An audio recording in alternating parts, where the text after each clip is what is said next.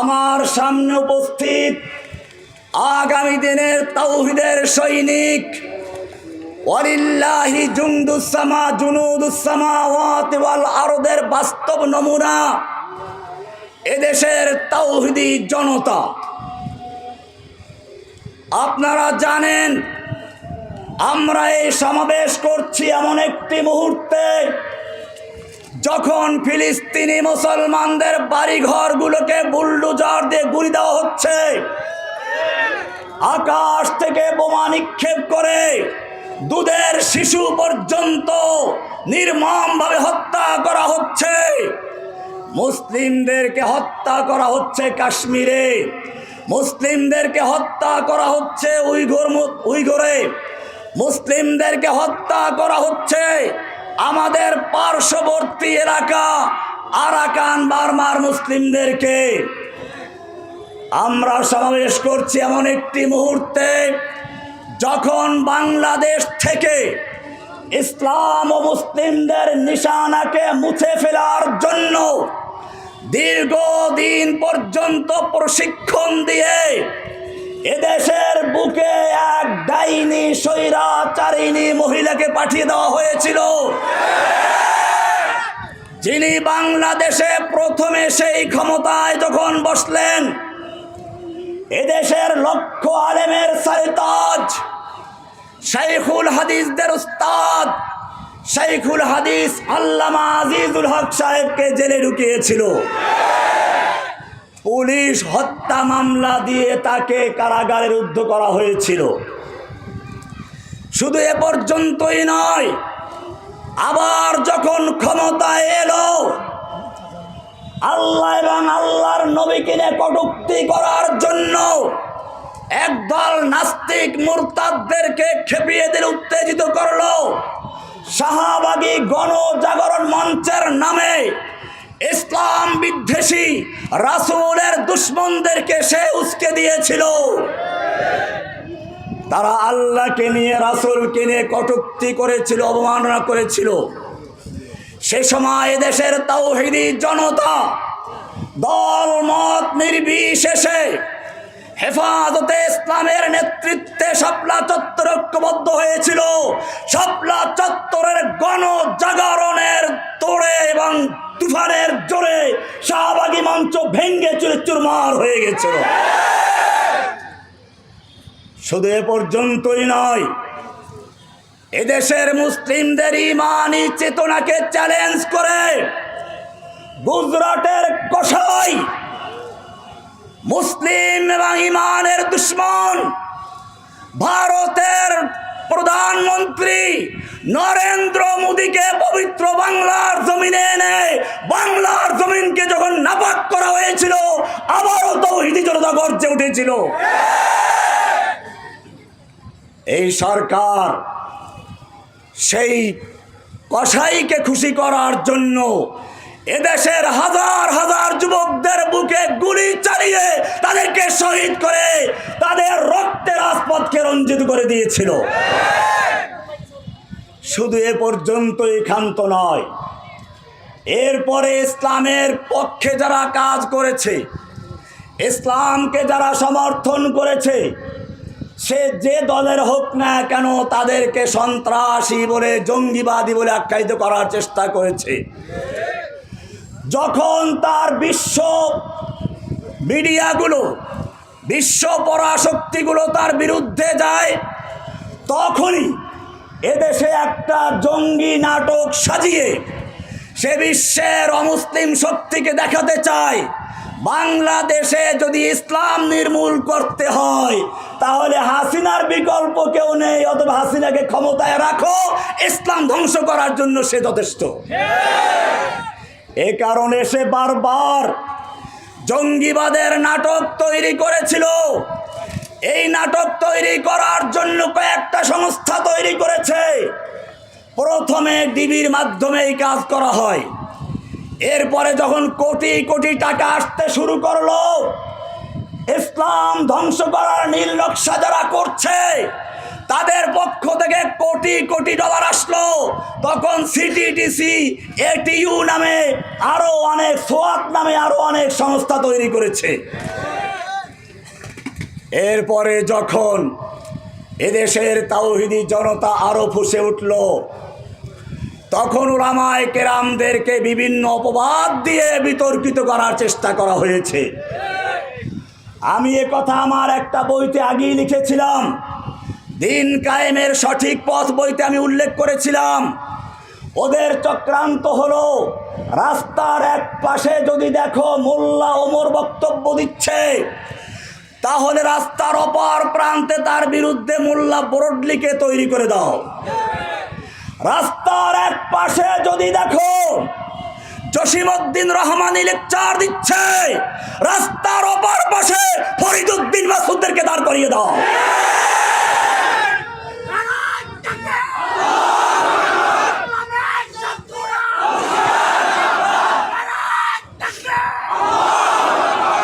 আমাকে বলা হলো আনসারুল্লাহ বাংলা টিমের আধ্যাত্মিক নেতা, কখনো গুরু, কখনো প্রধান, কখনো আবার আরো কি যেন। আসল কথা হচ্ছে, মিথ্যা কথা বললে একবার স্থির থাকা যায় না। আমি আজকের এই সমাবেশের মাধ্যমে বাংলাদেশের সকল মিডিয়াকে জানিয়ে দিতে চাই, জসিমউদ্দিন রহমানী গ্রেপ্তার হওয়ার আগ পর্যন্ত বাংলাদেশে আনসারুল্লাহ বাংলা টিম নামে কোনো দল আছে বলে তার জানা ছিল না। আপনারা জানেন, একজন লোক যদি লেখক হয় আর সে কোনো দল করে, তাহলে অবশ্যই কোনো না কোনো সূত্র ধরে সে ওই দলের দিকে আহ্বান করবে। একজন লোক যদি ইমাম ও খতিব হয়, কোনো না কোনো সূত্র ধরে সে তার বক্তব্যে সেই দলের প্রতি আহ্বান জানাবে, সমর্থন জানাবে। একজন লোক যদি মাদ্রাসার টিচার হয়, তাহলে সে কোনো না কোনো সূত্র ধরে তার ছাত্রদেরকে ওই দলের প্রতি আহ্বান জানাবে। আমি এই সব প্ল্যাটফর্মে কাজ করেছি। আমি ধানমন্ডির এক মসজিদের ইমাম ও খতিব ছিলাম, জামিয়া রহমানিয়ার ছাত্র এবং মুহাদ্দিস ছিলাম। আমি অনেকগুলো বই লিখেছি। সাংবাদিক ভাইদেরকে বলি, তোমরাও তো তদন্ত করো জসিমউদ্দিন রহমানের বইগুলো, জসিমউদ্দিন রহমানের বক্তব্যগুলো, জসিমউদ্দিন রহমানের ইমাম, মুয়াজ্জিন, মুসল্লি ছাত্রদেরকে সব তালাশ করে একটা প্রমাণ খুঁজে বের করো যেখানে জসিমউদ্দিন রহমানী আনসারুল্লাহ বাংলা টিমের দলে কাউকে আহ্বান করেছে, অথবা এই দলের প্রতি সমর্থন করেছে, অথবা এই দলের কোনো নাম উল্লেখ করেছে। সরকার যখন কোনো প্রমাণ উপস্থাপন করতে পারে নাই, ব্লগার রাজীব হায়দা হত্যার মামলায় আমাকে প্রধান আসামি দেখানো হয়েছিল, প্রচার করা হয়েছিল। কিন্তু আপনারা দেখেছেন, বিশ্ববাসী দেখেছে, সাংবাদিকরাও দেখেছেন, সেই মামলায় 2 জনকে ফাঁসি দেওয়া হয়েছিল, 1 জনকে যাবজ্জীবন, 10 জনকে, 3 জনকে, 4 জনকে 10 বছর সাজা, আমাকে দেওয়া হয়েছিল 5 বছরের সাজা। কয় বছরের? এটা পাগলেও জানে। ওই মামলার সঙ্গে যদি আমাকে প্রমাণ করতে পারত, তাহলে 5 বছরের সাজা নয়, গলায় রশি ধরিয়ে ঝুলিয়ে তারা হত্যা করত। এরপরও কি প্রমাণের প্রয়োজন আছে? ওই মামলার রায়ের কপিতে লেখা আছে, বিচারক স্পষ্ট লিখে দিয়েছেন, আসামি জসিমউদ্দিন রহমানীকে আনসারুল্লাহ বাংলা টিমের গুরু, সদস্য, আধ্যাত্মিক নেতা যাই বলা হোক না কেন, রাষ্ট্রপক্ষ প্রমাণ করতে সম্পূর্ণ ব্যর্থ হয়েছে। সুতরাং এরপরেও যদি কোনো সাংবাদিক, কোনো পত্রিকা, কোনো মিডিয়া আমাকে আনসারুল্লাহ বাংলা টিমের প্রধান বলে প্রচার করতে চায়, আমি স্পষ্ট বলতে চাই, তারা সেই পলাতক খুনি স্বৈরাচারী হাসিনার দোসর বলে প্রমাণিত হবে। বাংলার তাওহীদি জনতা তাদেরকে বাংলাদেশ থেকে হাসিনার মতো বিচারিত করার চেষ্টা করবে। যদি বাংলাদেশে থাকতে চাও, বাংলাদেশে যদি থাকতে চাও, বাংলার জমিনে যদি বসবাস করতে চাও, আজকে থেকে এদেশের তাওহীদি জনতাকে জঙ্গিবাদ বলা বন্ধ করো। আর জঙ্গিবাদের নাটক সাজাবে না। ওদের সর্বশেষ চক্রান্ত ছিল হাসিনা পালানোর পরে হিন্দুদের বাড়িতে আগুন লাগাবে, মন্দিরে আগুন লাগাবে, হিন্দুদেরকে গণহত্যা চালাবে, ওরাই চালাবে। এরপরে নাম দিবে দেশের তৌহিদি জনতার বিরুদ্ধে। এদেশের তৌহিদি জনতা ওদের সেই পাতা ফাঁদে পাড়া না দিয়ে যখন ওরা মন্দিরে হামলা করতে লাগলো, আগুন লাগাতে লাগলো, এদেশের মাদ্রাসার ছাত্র, স্কুল কলেজের ছাত্র মিলেমিশে তারা মন্দিরে আগুন দেওয়ার পরিবর্তে মন্দিরকে রাত জেগে পাহারাদারি করেছে।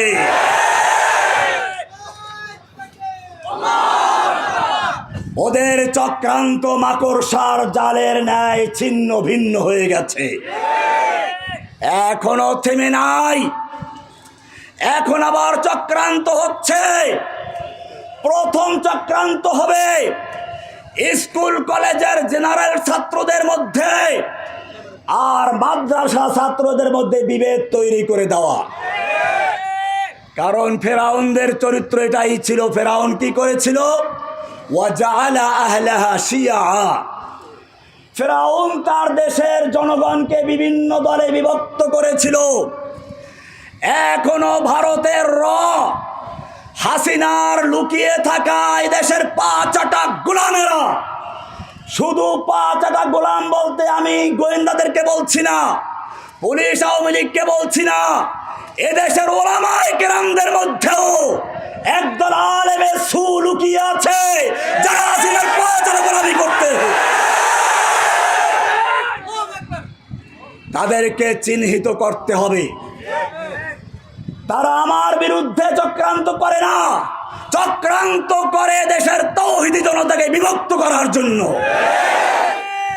সুতরাং আমি স্কুল কলেজের ছাত্রদেরকে বলছি, তোমরা আমাদের ভাই, তোমরা আমাদের সাথে একাত্র, আমরা তোমাদের সঙ্গে একাত্র, কাঁধে কাঁধ মিলিয়ে দেশের জনতা ওই স্বৈরাচারী হাসিনার বিরুদ্ধে আন্দোলন করেছ, সর্বশক্তি দিয়ে তোমরা মোকাবেলা করেছ।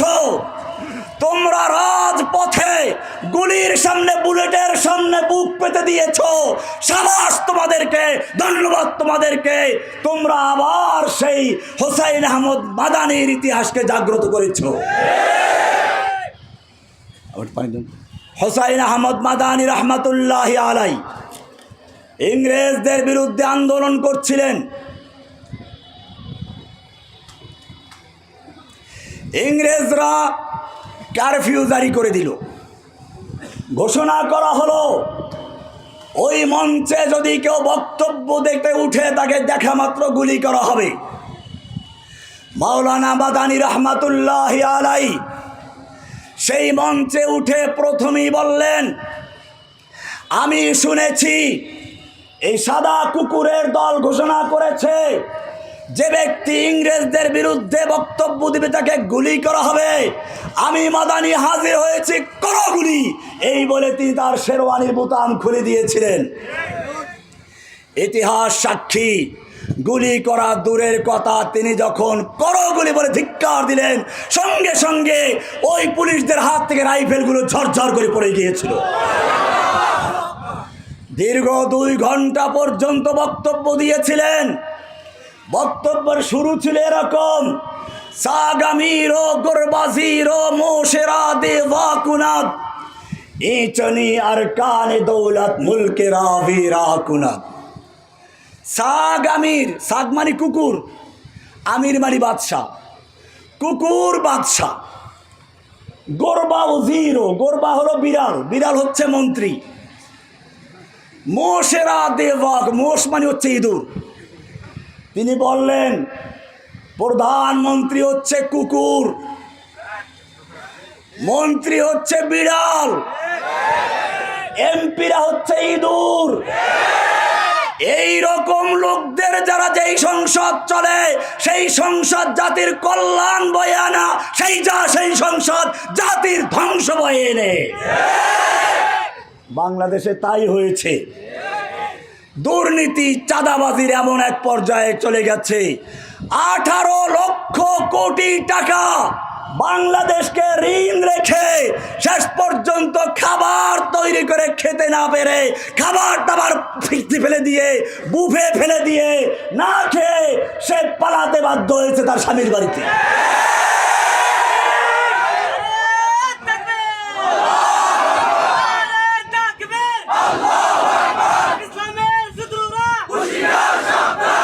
আমার মনে পড়ে কোরআনের আয়াত, যা আল হাক্কু ওয়া যাহাকাল বাতিল ইন্নাল বাতিলা কানা যাহুকা।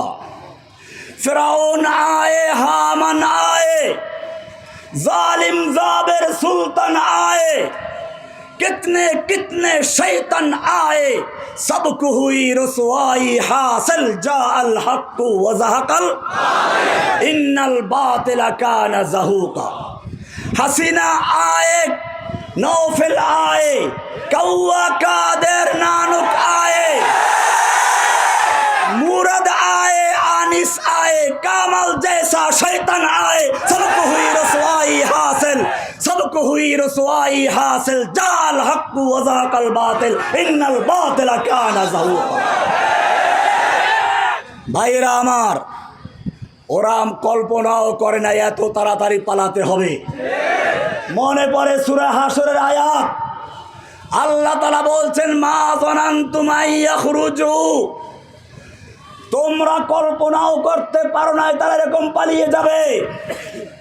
ওয়াযান্নু আন্নাহুম মানিআতুহুম হুসুনুহুম মিনাল্লাহ, তারাও মনে করেছিল তাদের দুর্গ তাদেরকে রক্ষা করবে। তাদের দুর্গ পুলিশ, তাদের দুর্গ ভারতের তাদের দুর্গ ছাত্রলীগ যুবলীগ, তারা মনে করেছিল তাদের দুর্গ তাদেরকে রক্ষা করবে। আল্লাহ বলছেন, ফাতাহুমুল্লাহু মিন হাইসু লাম ইয়াহতাসিবু, আল্লাহ তাআলা এমন ভাবে তাদেরকে আক্রমণ করলেন তারা কল্পনাও করতে পারে নাই। এদেশের তৌহিদি জনতা, ছাত্র জনতা, স্কুল কলেজ মাদ্রাসা, এমনকি সালাফি হানাফি, এমনকি ইংলিশ মিডিয়ামের মহিলারা পর্যন্ত, ডিওএসএস এর মহিলারা পর্যন্ত ওদের পতনের জন্য মিছিল নিয়ে রাস্তায় বেরিয়ে এসেছিল। আমি তোমাদেরকে বলতে চাই, এই ঐক্য যদি ধরে রাখতে না পারো, তাহলে সেদিন বেশি দূরে না যেদিন আবার সেই জালিম শাসকরা এদেশে ক্ষমতায় আসার জন্য সর্বাত্মক চেষ্টা করবে। এদেশের সেনাবাহিনীকে বলতে চাই, আপনারা সময় মতো সঠিক পদক্ষেপ নিয়েছিলেন। পুলিশের মতো হাসিনার পেটুয়া বাহিনীতে পরিণত না হয়ে এদেশের জনগণের পাশে দাঁড়িয়েছিলেন। সেজন্য এই দেশের জনতা আপনাদেরকে সাবাস জানায়, ধন্যবাদ জানায়। আপনাদের মধ্যেও অনেক দেশপ্রেমিক, ইসলাম প্রেমিক রয়েছে। মনে করবেন না জসিমউদ্দিন রহমানী হাসিনার সেই কথিত জঙ্গিবাদের নেতা, না না, জসিমউদ্দিন রহমানীর অনুসারী তোমাদের সেনাবাহিনীর মধ্যে হাজার হাজার রয়েছে, স্কুলে রয়েছে, কলেজে রয়েছে, ইউনিভার্সিটিতে রয়েছে। জেনে রাখো, বড়গারদেরকে হত্যা করার পিছনে মাদ্রাসা ছাত্র অল্প কয়েকজন, যত বেশি কাজ করেছে সব ইউনিভার্সিটির ছেলেরা করেছে। সুতরাং যদি আবারও ইসলামের বিরুদ্ধে কেউ অবস্থান নেয়, সে সাংবাদিক হোক না কেন, পুলিশ হোক না কেন, সেনাবাহিনী হোক না কেন, আমি স্পষ্ট বলতে চাই, এদেশের তাওহীদি জনতা গর্জে উঠেছে। এই গর্জন তোমাদের রক্ত দিয়ে এদেশের মাটিকে রঞ্জিত করবে ইনশাআল্লাহ। এদেশের বুকে যুবকরা রক্ত দিতে শিখেছে, যখন যুবকরা, যে জাতির যুবকরা রক্ত দিতে শিখে, সেই জাতিকে কেউ দবিয়ে রাখতে পারে না। আপনারা জানেন ইব্রাহিম আলাইহিস সালাম যখন মূর্তিগুলো ভেঙেছিলেন, নমরুদকে খবর দেওয়া হয়েছিল। নমরুদ এসে সর্বপ্রথম জিজ্ঞেস করলো, কোনো যুবক আছে যে যুবক মূর্তিগুলোর সমালোচনা করে?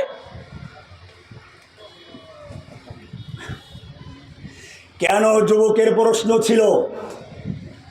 নমরুদ বুঝতে পেরেছিল এই রাজকীয় মূর্তিখানার মূর্তিগুলো ভেঙে চুরমার করা হলো, কোনো ঝড় তুফান হয় নাই, কোনো ভূমিকম্প হয় নাই, মারামারি যুদ্ধ লাগে নাই, তাহলে এই মূর্তিগুলো কিভাবে ভাঙলো?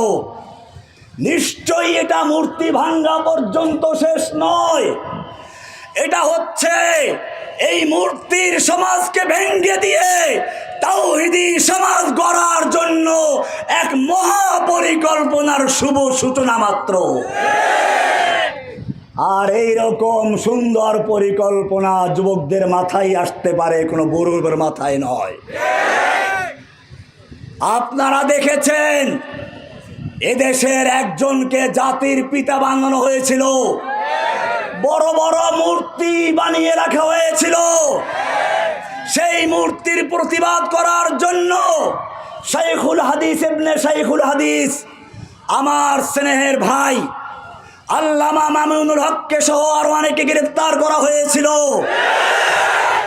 কিন্তু সেই মূর্তি গলায় রশি লাগিয়ে ট্রেন নয় কেন দিয়ে তাদেরকে ধ্বংস করে দেওয়া হয়েছে।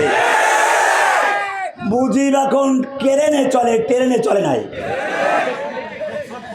বুঝতে হবে এই দেশে যারা মূর্তির শহর বানাতে চায়, মূর্তির সমাজ যারা গড়তে চাও, তোমাদের সকলের পরিণতি ওই রকমই হবে। আমি আমার মুসলিম যুবক ভাইদেরকে বলবো, তোমরা কোনো ষড়যন্ত্রের ফাঁদে পা দিবে না, খুব সাবধান থাকবে। আমার বিরুদ্ধেও একদিকে যেমন নাস্তিক, মুরতাদ এবং অপশক্তি বিরোধিতা করছে, আমাদের একদল নাদান দোস্ত আমার বিরুদ্ধে লেগেছে। তাদের বক্তব্য রহমানি জেল থেকে বেরিয়ে ইমানের দুর্বল হয়ে গেছে। না, তোমাদের ভালো করে বুঝতে হবে, আমি তোমাদের অনেককেই দেখেছি রিমান্ডে যখন পরীক্ষা হয়েছে, ঝুলিয়ে দেওয়া হয়েছে, অল্প সংখ্যক লোক তোমরা পরীক্ষায় পাশ করেছো, বেশিরভাগ লোক ওদের স্বীকারকতা স্বীকার করেছো। আমার বিরুদ্ধেও তোমরা সাক্ষী দিয়েছো। তোমরা কাকে চ্যালেঞ্জ করছো? কার ইমান দুর্বল বলছো? জসিমউদ্দিন রহমানি দুর্বল হলে সর্বশেষ তাকে প্রস্তাব করা হয়েছিল। আল্লাহ তাআলা চান নাই ওই জালিমের শর্ত মেনে সুযোগ সুবিধা নিয়ে মাথা নত করে বের হওয়া। আল্লাহ তাআলা চেয়েছিলেন তাওহীদের ডাক দিয়ে, তাওহীদ কারো সামনে মাথা নত করতে পারে না। মর্দে মোমিন বাতিল সে হরগিজ खौफ खा सकता नहीं, सर कटा सकता है लेकिन सर झुका सकता नहीं। আমাকে সকাল থেকে বিকাল পর্যন্ত রিমান্ড শেষ হয়ে গেছে, তারপর বলে খালি আপনি এতটুকু স্বীকার করেন। আমাকে গাড়ির মধ্যে রাখা হয়েছিল গরমের মধ্যে। পরে একজনে দেখে বলে, ইউনূস আলাইহিস সালাম তো মাছের পেটে সাদা হয়ে গিয়েছিলেন, আপনিও তো সেরকম সাদা হয়ে গেছেন। ভাইরা আমার, যখন তারা কোনোভাবে টলাতে পারে নাই, শেষ পর্যন্ত আশাহত হয়ে কোর্টে জমা দিয়ে চলে গেছে। আল্লাহ তাআলা চাইলেন এই বাতিলের সামনে মাথা নত করে নয়। তাওহীদের ঈমানদাররা কখনো মাথা নত করতে জানে না। মর্দে মোমিন বাতিল সে হরগিজ खौफ खा सकता नहीं, सर कटा सकता है लेकिन सर झुका सकता नहीं। আল্লাহ তাআলা সম্মানের সঙ্গে মাথা উঁচু করে বের করে নিয়ে এসেছেন। কোনো জালিমের শর্ত মানার কোনো প্রয়োজন হয় নাই, কোনো জালিমের কোনো সুযোগ সুবিধা নেওয়ার প্রয়োজন হয় নাই। আমাকে ক্রস ফায়ার দেওয়ার জন্য নিয়ে যাওয়া হয়েছিল। আল্লাহ রাব্বুল আলামিন ওদের কলিজার মধ্যে ভয় ঢুকিয়েছিলেন, কারো গুলি করার সাহস হয় নাই। ভাইয়েরা আমার এই জীবন আপনাদের দোয়া আল্লাহর রহমতের জন্য ওয়াকফ করা হয়েছে। এটা আমার বোনাস জীবন। আমি কখনো কল্পনাও করতে পারি নাই আমাকে আবার এই মুক্ত জীবনে আসার সুযোগ হবে। আল্লাহ আমাকে বের করে নিয়েছেন। তাই আমি তোমাদেরকে বলবো, ঈমানি দুর্বলতার জন্য নয়, আমরা চাই সুপরিকল্পিত মাশরু প্রকল্পের মাধ্যমে এই দেশে ইসলামকে বিজয়ী করতে। জেনে রাখো, আল্লাহর নবী যখন মক্কায় দাওয়াতের কাজ শুরু করলেন, তাওহীদের দাওয়াত দেওয়া শুরু করলেন, আবু বকর, ওমর, ওসমান, হামজার মতো লোক আল্লাহর নবীর পাশে দাঁড়িয়েছে। তখনও মক্কার খানায় কাবার ভিতরে বাইরে প্রায় 360টা মূর্তি ছিল। ইচ্ছে করলে রাতের আধারে কিছু মূর্তি ভাঙতে পারতেন কিনা? পারতেন না? ভেঙ্গেছিলেন? কেন ভাঙেন নাই? আল্লাহর নবীর ঈমান কি দুর্বল ছিল? আবু বকরের ঈমান কি দুর্বল ছিল? ওমরের ঈমান কি দুর্বল ছিল? হামজার ঈমান কি দুর্বল ছিল? তাহলে কেন ভাঙেন নাই? ভালো করে বুঝে রাখো। আল্লাহর নবী তখন চিন্তা করলেন, এই 2-4টা মূর্তি ভাঙলে আমার কোনো লাভ নেই। আজকে ভাঙবো, কালকে তারা আরো মজবুত করে পাথর দিয়ে তৈরি করবে। তার চেয়ে আমি তাওহীদের দাওয়াতের মাধ্যমে, তাওহীদের প্রচারের মাধ্যমে মানুষের অন্তরের থেকে মূর্তি ভেঙে ফেলে দিব। তখন সেই লোকগুলো নিজেরাই মূর্তি ভাঙবে, আমার আর ভাঙার প্রয়োজন হবে না। আল্লাহর নবী মুহাম্মদ সাল্লাল্লাহু আলাইহি সাল্লামের সেই সুন্নাহকে সামনে রেখে আমিও তোমাদেরকে বলতে চাই, বাংলাদেশের মানুষ কোরআনকে ভালোবাসে, রাসূলকে ভালোবাসে, আল্লাহর খানায়ে কাবাকে ভালোবাসে। ওদের ভিতরে তাওহীদের জ্ঞানের কমি রয়েছে। এখন থেকে তোমরা প্রতিটি ঘরে ঘরে তাওহীদের আওয়াজ ছড়িয়ে দাও। তারা যখন বুঝতে পারবে নামাজ যেরকম ফরজ, রোজা যেরকম ফরজ, হজ যেরকম ফরজ, আল্লাহর জমিনে আল্লাহর দ্বীন কায়েম করাও তেমনি ফরজ, তখন আর তোমাদের মূর্তি ভাঙতে লাগবে না। ওই তাওহীদি জনতার গণজোয়ার শুধু মূর্তি ভাঙবে না, জালেম জাহির তছনছ করে দিয়ে বাংলাদেশের সংসদে কালেমার পতাকা পতপত করে উড্ডীন করে ছাড়বে ইনশাআল্লাহ। সেজন্য যুবকদেরকে আমি বলবো, আবেগ দিয়ে নয়, বিবেক দিয়ে সুনির্দিষ্ট পরিকল্পনার মাধ্যমে মুফতি হারুন এজাহার মাঠে নেমেছেন, মুফতি মাহমুদুল হাসান গনবী রয়েছেন, এদেশের বড় বড় ওলামায়ে কেরাম মাঠে রয়েছেন। আজকে আমি যেখানেই যাচ্ছি সেখানেই একটা যুবকদের বড় অংশকে পাচ্ছি। আমি আশা করি আমরা যদি ঐক্যবদ্ধভাবে কাজ করতে পারি তাহলে সেদিন বেশি দূরে নয়, যেদিন বাংলাদেশের ব্যাংকে, আদালতে, সংসদে কোরআন ছাড়া অন্য কিছু চলবে না। আমাদের মধ্যে বিভেদ তৈরি করার চেষ্টা চলবে।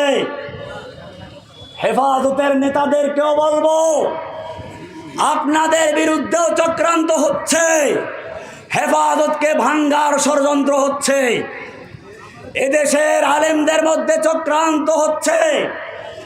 আপনারা কোনো কাফেরের মুরতাদের ফাঁদে পা না দিয়ে ঐক্যবদ্ধভাবে মাঠে গিয়ে চলুন, জালিমের যত বড় বাধা উপেক্ষা করে চলুন। তন্দিয়ে বাদে মুখালিফ से ना घबराए उकाब, ये तो चलती है तुझे ऊंचा उड़ाने के लिए। বাতিলের যত বাধা আসবে, বাধার তরঙ্গে তরঙ্গে তোমরা আরো সামনে এগিয়ে যাবে। আল্লাহ তোমাদের সাহায্য করবেন।